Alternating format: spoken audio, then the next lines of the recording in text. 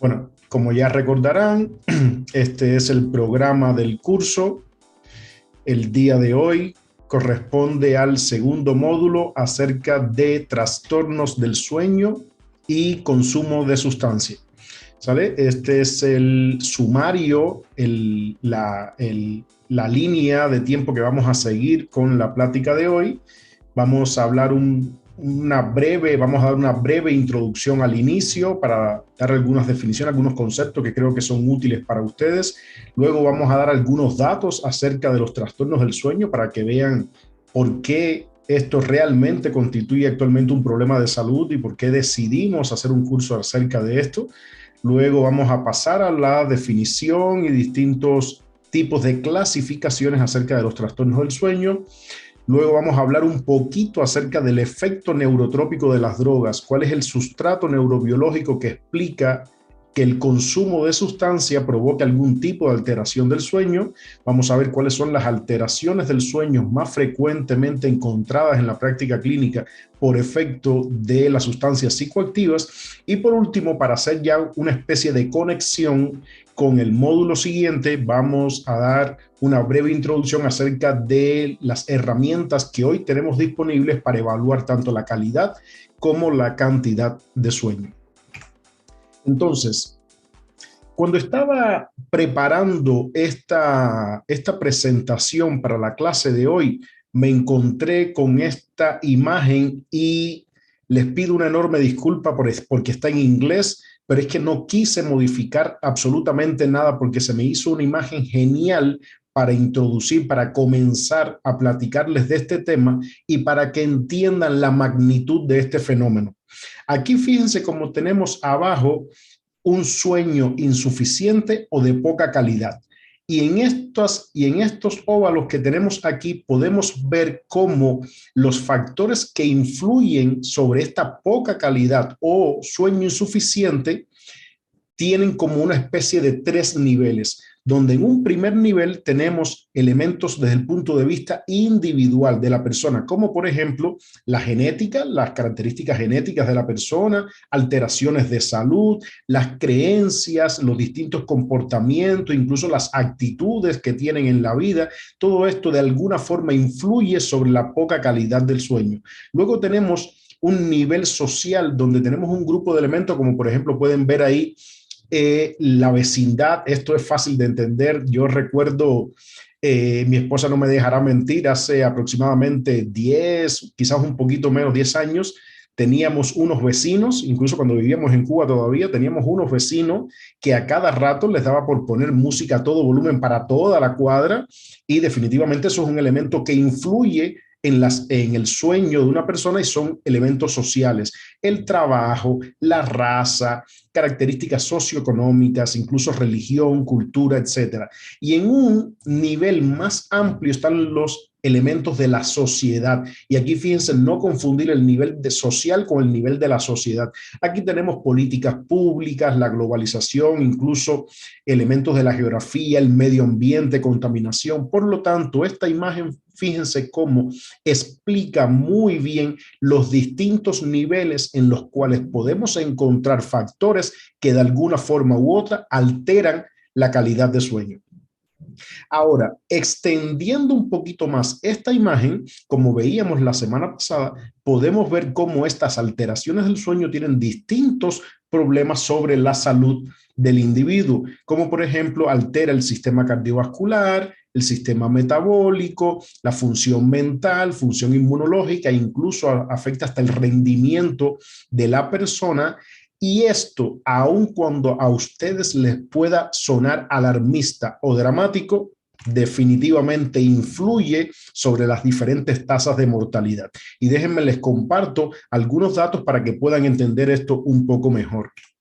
Estos son algunos datos acerca de la epidemiología de los trastornos del sueño, donde, por ejemplo, el primero, el insomnio es el trastorno del sueño más frecuente en la población general, con una prevalencia aproximada de 30 personas. Es decir, fíjense cómo aquí ahorita tenemos conectadas cerca de 35 personas, asumiendo que, porque sabemos que en muchos centros de rehabilitación hay una computadora donde hay varias personas conectadas al mismo tiempo, vamos a ser conservadores, vamos a pensar que tenemos aproximadamente 60 personas conectadas ahorita.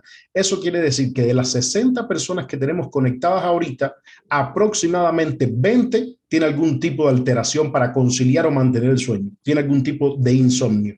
Está claro, fíjense qué tan prevalente es esta alteración. Un tercio de la población tiene insomnio. Ahora, los trastornos por somnolencia excesiva, que es otro de los trastornos del sueño, como veremos más adelante, desafortunadamente todavía son infradiagnosticados. ¿Qué quiere decir? Rara vez te llega a consulta alguien con la queja de que tiene mucho sueño durante el día. Sin embargo, esto es un elemento bastante frecuente en la población general, pero las personas no acuden a buscar atención especializada hasta que ya tienen un problema ya más severo. Dentro de las principales causas de somnolencia diurna excesiva tenemos un tipo de trastorno del sueño específico que se llama síndrome de apnea obstructiva del sueño. Afortunadamente, este es un diagnóstico que con el paso del tiempo ha ido ganando un poco más de atención en la población general, y esto nos ha permitido hacer diagnósticos cada vez más frecuentes y por lo tanto tratarlo. Pero la apnea obstructiva del sueño afecta aproximadamente del 2 al 4% de la población adulta. Puede no sonarle como una prevalencia muy alta, sin embargo, si esto lo comenzamos a segmentar, vamos a ver que la prevalencia aumenta. Por ejemplo, si agarramos adultos del sexo masculino, la prevalencia aumenta un poquito más. ¿Por qué? Porque es mucho más frecuente en hombres que en mujeres. Si además de eso, del sexo masculino, agarramos los que tienen entre 40 y 60 años, pues la prevalencia aumenta mucho más. Y si a eso le sumamos que son personas con sobrepeso u obeso y que tienen algún tipo de alteración de la presión arterial, como por ejemplo hipertensión arterial, la prevalencia aumenta incluso más. Incluso algunos reportes plantean de que la prevalencia en estos grupos tan segmentados puede llegar a alcanzar niveles del 15 y el 20%. Estamos hablando de aproximadamente 1 de cada 5 personas, por ejemplo, adultos entre 40 o 60 años con sobrepeso o obesidad, con hipertensión arterial, 1 de cada 5 va a tener apnea obstructiva del sueño. Y la apnea obstructiva del sueño es un diagnóstico no ligero, con muchas afectaciones sobre la salud, incluso con un aumento de la tasa de mortalidad. Aquí tenemos otros elementos, otros trastornos del sueño, como por ejemplo las parasomnias, que son trastornos ligados al desarrollo y que desaparecen o tienden a ir disminuyendo con la edad.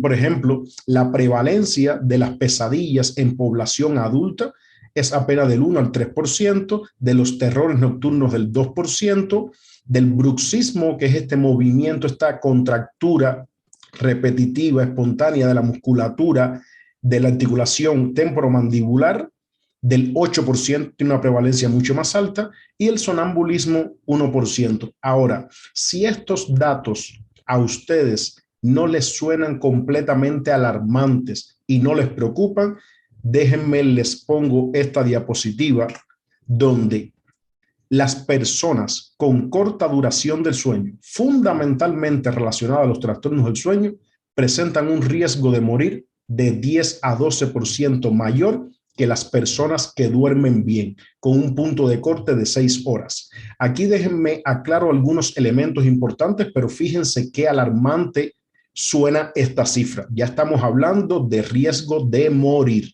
¿De acuerdo? Primer elemento, corta duración del sueño, es decir, el punto de corte, ¿dónde está? El punto de corte está aproximadamente en las 6 horas, las personas que duermen menos de 6 horas. Sin embargo, fíjense cómo aquí el otro elemento es que fundamentalmente es relacionado con los trastornos del sueño, porque hay personas que duermen menos de 6 horas por diferentes motivos, no específicamente por un trastorno del sueño, y quizás esto no sea tan así. Ahora, definitivamente esto no es causalidad, esto es asociación. Los estudios que exploran, que investigan este tipo de asociaciones son muy difíciles de implementar, de diseñar, pero lo que sí estamos de acuerdo hoy, la comunidad científica, es de que las alteraciones del sueño aumentan el riesgo de morir en las personas. ¿De acuerdo? Ahora, ¿cuáles son los tipos de alteraciones del sueño que hoy podemos clasificar o identificar?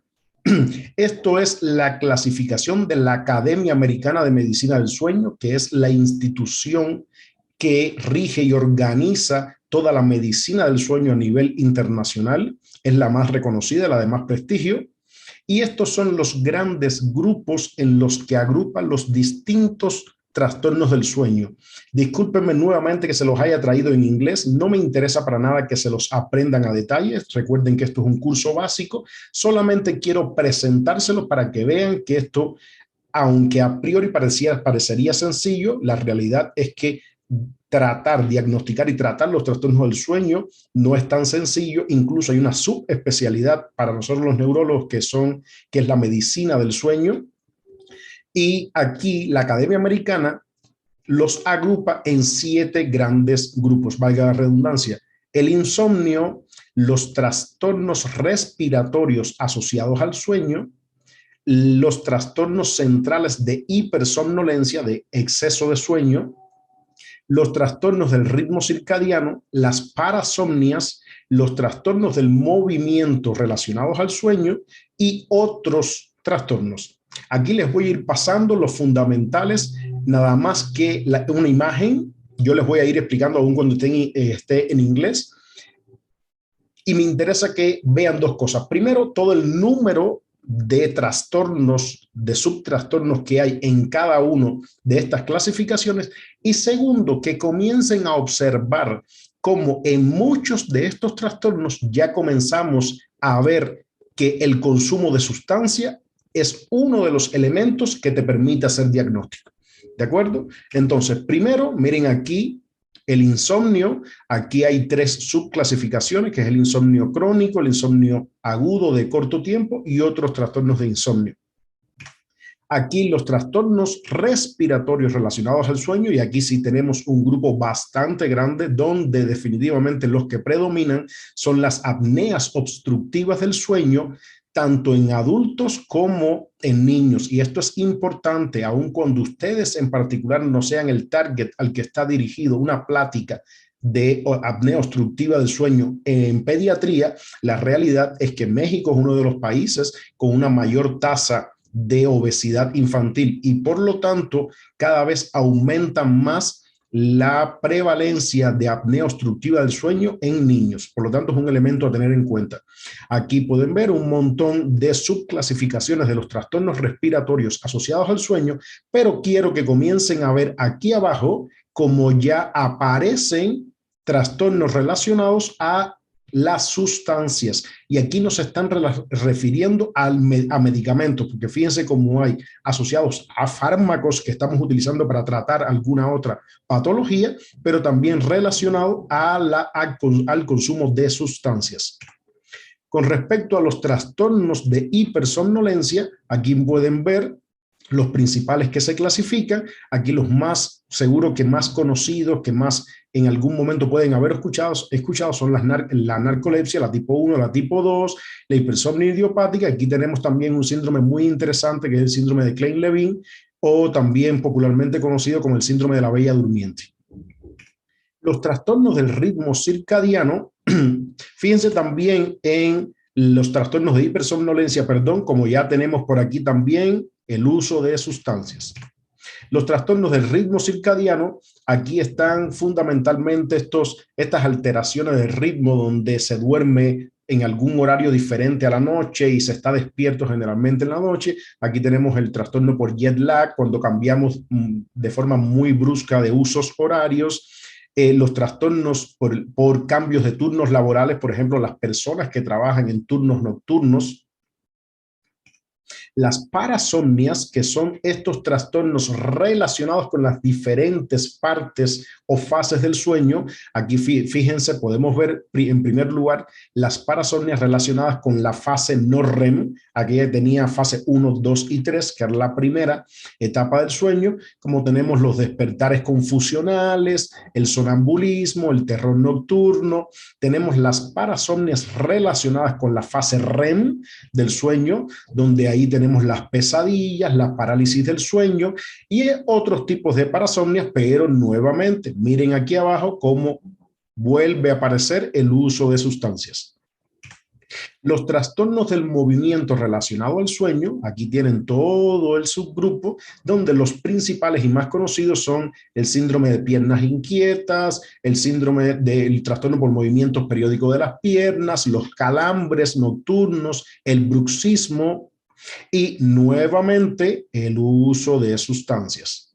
Y hay otro grupo de trastornos del sueño que por las características clínicas no lo podemos incluir en ninguna de estas clasificaciones y la Academia Americana los deja así abierto como otros trastornos del sueño. Ahora, a mí no me interesa tanto que ustedes conozcan toda esta clasificación. Esto es un curso básico para los que estén interesados en profundizar un poco más. Desde ya le hago la invitación a nuestro curso intermedio para que estén atentos a la convocatoria. Yo me doy por satisfecho con que conozcan este cuadro resumen aquí, donde los trastornos del sueño son diferentes problemas relacionados con el dormir, aun cuando hay un montón de trastornos diferentes, de forma general los podemos incluir en estas 4 categorías. No es la clasificación de la Academia Americana, pero es la clasificación más sencilla para la población general. El primer grupo son los problemas para conciliar y permanecer dormido, para quedarse dormido y luego para permanecer dormido. Ahí el ejemplo más clásico es el insomnio. Luego tenemos el grupo donde tenemos problemas para permanecer despierto durante el día y esto es lo que conocemos como somnolencia excesiva diurna. Luego tenemos el grupo de los problemas para mantener un horario regular de sueño, son los problemas del ritmo circadiano, problemas del ritmo del sueño. Y por último, cualquier tipo de elemento inusual que interrumpa o fragmente el sueño. ¿De acuerdo? Esta es la clasificación que yo me doy por satisfecho con que ustedes dominen. Ahora, vamos a platicar del efecto neurotrópico de las drogas. Para los que han tenido la oportunidad de ya estar en varios cursos con nosotros desde el año pasado, seguro que recordarán haberme escuchado decir en varias ocasiones que si hay algo que yo creo que debe dominar toda aquella persona que esté interesada de alguna forma en las drogas y el cerebro, en el mundo de las neurociencias, de las adicciones, debería ser definitivamente el proceso de la sinapsis. Si ustedes dominan este proceso, no en detalle, los fundamentos básicos de una sinapsis, les aseguro que van a comenzar a observar de forma diferente a los pacientes y además de eso van a cambiar drásticamente las preguntas que hoy se hacen acerca de cómo las drogas impactan sobre el cerebro de este tipo de pacientes, ¿sale? Van a cambiar drásticamente la forma en que se hacen las preguntas. Para los que no han estado en cursos anteriores con nosotros, los invito al canal de YouTube donde van a poder encontrarse en el curso de neurociencia de las adicciones, el curso básico. Tuvimos una plática, un módulo específico de modelos neurobiológicos de las adicciones y ahí hablamos un poco de este proceso de la sinapsis y cómo las drogas vienen a actuar sobre este proceso y cuál es el sustrato neurobiológico que explica las diferentes manifestaciones o lo que observamos en los pacientes con consumo crónico de sustancias. Ahora, yo solamente les quiero recordar acerca de esto, que las drogas no vienen a hacer nada diferente. Las drogas vienen específicamente a potenciar o inhibir procesos fisiológicos que se dan de forma normal por el efecto de los neurotransmisores que encontramos en el cerebro. Déjenme les desmenuzo un poquito esta oración tan larga que les he hecho. Los neurotransmisores normalmente se unen a los receptores, aquí pueden ver aquí abajo, y este complejo neurotransmisor-receptor tiene distintos efectos fisiológicos. Puede provocar la excitación de una ruta neuronal, puede provocar inhibición y de esta forma normalmente funciona nuestro cerebro. Sin embargo, las drogas lo que vienen es aquí directamente a actuar sobre la sinapsis para estimular o inhibir estos distintos procesos fisiológicos que se dan de forma natural. ¿Cómo lo hacen? Las drogas tienen un montón de formas para actuar sobre esta sinapsis. Algunas pueden unirse directamente por reconocimiento molecular a los receptores y potenciar una ruta fisiológica. Algunos pueden unirse al receptor, pero no potenciarlo y por lo tanto bloquearlo. De esta forma inhiben. Algunos pueden aumentar la liberación de neurotransmisores, otros pueden bloquear la liberación de neurotransmisores, algunos pueden inhibir a la enzima que degrada los neurotransmisores y por lo tanto aumenta la vida media del neurotransmisor sobre la hendidura sináptica. Es decir, las diferentes drogas vienen a actuar, a potenciar o inhibir la actividad normal que ejercen los neurotransmisores. Por lo tanto, una de las formas de ver el efecto neurotrópico de las drogas es analizando las principales familias de droga y cómo actúan como efecto neto, si aumentan o disminuyen el efecto de algún neurotransmisor en particular. Y aquí les hago un pequeño resumen sin ánimos de entrar en mucho detalle, donde tenemos las principales sustancias psicoactivas que hoy se consumen. Aquí están los psicoestimulantes, los sedantes, la marihuana, los opioides, los alucinógenos y estos de uso legal como la nicotina y la cafeína, y el efecto neto sobre los distintos neurotransmisores. Para los que quieren profundizar un poco más en este tema, tuvimos un módulo específico sobre el efecto neurotrópico de las drogas en el curso intermedio de neurociencia de las adicciones. Fue un curso que ya fue con costo, donde hay varias de las personas que están hoy aquí con nosotros que pasaron este curso. Para los que no tuvieron la oportunidad de pasarlo, este curso todavía lo tenemos disponible para la venta en la plataforma de Vimeo. Los que estén interesados nos pueden contactar y le damos el acceso. ¿Y cuál sería el costo de este curso? Este curso todavía está disponible para la venta, pero ahí pueden ver. Ahora quiero que observen los distintos neurotransmisores que están asociados a este efecto neurotrópico de las drogas. Y ahora les pongo una diapo de la semana anterior para recordarles los neurotransmisores que están de alguna forma involucrados en todo este proceso del sueño. Por lo tanto, pueden observar que hay muchos neurotransmisores relacionados con el consumo crónico de sustancias psicoactivas y además de eso con el proceso del sueño. Por lo tanto, de esta forma yo creo que es bastante fácil entender cómo la droga puede actuar e interferir en los procesos naturales del sueño. Ahora, déjenme darle algunos, ya haciendo un vínculo entre los trastornos del sueño y el consumo de sustancia, algunos datos con respecto a las adicciones y los trastornos del sueño. Lo primero es que 9 de cada 10 pacientes, y escuchen esta cifra todos porque esto es alarmante, 9 de cada 10 pacientes con consumo de sustancias psicoactivas padece algún tipo de trastornos del sueño. Y esto es un hallazgo bastante consistente en la literatura. Y además de eso, nosotros tenemos la posibilidad, como ya les hemos comentado en varias ocasiones, de llevar un tiempo trabajando en centros de rehabilitación, donde hemos tenido la oportunidad de registrar un montón de pacientes. Y hoy, después de 3 años, nuestros resultados nos arrojan que aproximadamente el 92% de los pacientes que hemos ido a registrar con electroencefalograma con mapeo cerebral tienen algún tipo de queja acerca del sueño, donde lo que predomina es el insomnio. Estamos hablando de que 9 de cada 10 pacientes tienen algún tipo de alteración del sueño. Ahora, los pacientes con trastornos del sueño tienen un mayor riesgo de padecer un trastorno por consumo de sustancias psicoactivas. Esto es hallazgo bastante replicado en la literatura.